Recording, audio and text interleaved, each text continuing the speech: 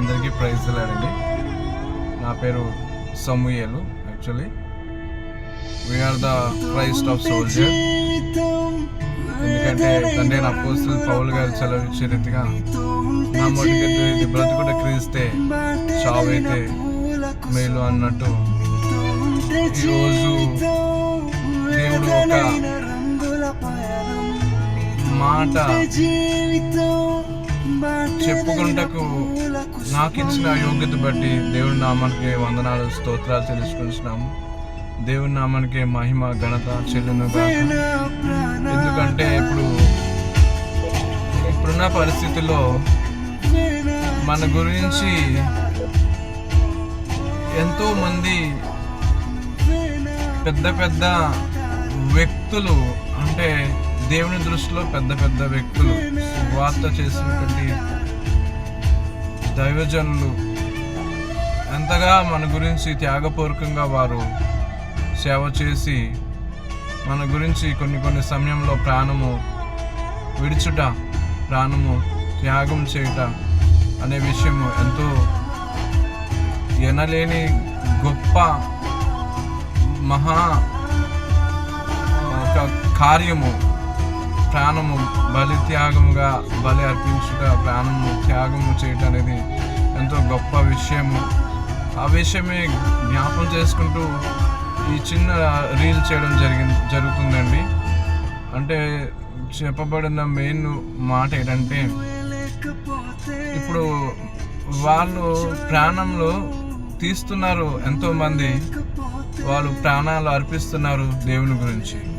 కానీ వారు చిందించిన రక్తము నేల మీద నుంచి మొరపెడుతుంది.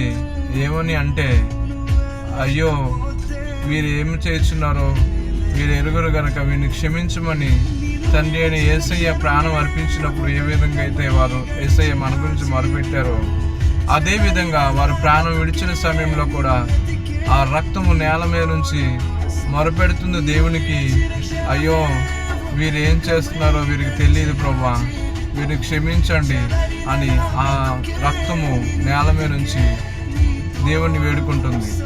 ఆ వేడుకొనుట చేతనే ఈ రోజున ఎవరైతే క్రైస్తవుల మీద అగత్యముగా ప్రాణాలు తీస్తున్నారో వారికి అందరికీ కూడా క్షమాపణ కలిగి ఆ దేవుని దగ్గర పెట్టిన రక్తము మొర ఆ దేవుడు వారిని క్షమింపజేసి, దేవుడు కూడా వారు మరలా మారు మనసు పొంది పశ్చాత్తాపం పొంది దేవుని దగ్గరకు చెంతలో చేర్చుకోవాలి అన్నటువంటి ప్రేమ అనే గొప్ప విషయం కలిగి ఉన్నారు. కాబట్టి ఆ దేవుని యొక్క ఉద్దేశము, ప్రణాళిక అతి విధంగా నెరవేర్చబడుతుందని చెప్పి ఒక చిన్న విశ్వాసంతో ఈ రీల్ చేయడం జరిగిందండి.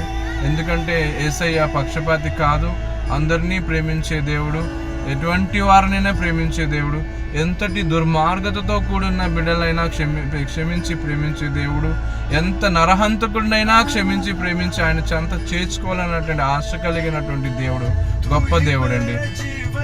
ఆయన కక్షకు ప్రతి కక్ష తీర్చుకునే దేవుడు కాదు, కానీ కక్ష తీర్చుకున్నా సరే వారిని క్షమింపజేసి దేవుని సన్నిధిలో ఆయనతో పాటు చేర్చుకోవాలన్నటువంటి ఆశ కలిగినటువంటి ప్రేమ కలిగినటువంటి గొప్ప వ్యక్తి మన యేసయ్య, అందరి యేసయ్య. అందు నిమిత్తమే దేవుని నామానికి మహిమ స్తోత్రాలు చేయించుకుంటూ ఈ చిన్న దేవుని వచ్చిన మాటల్లో తప్పులుంటే దేవుడు క్షమించును గాక, మీరు కూడా దేవుని నామంలో క్షమించును గాక. ఆమేన్, ఆమేన్.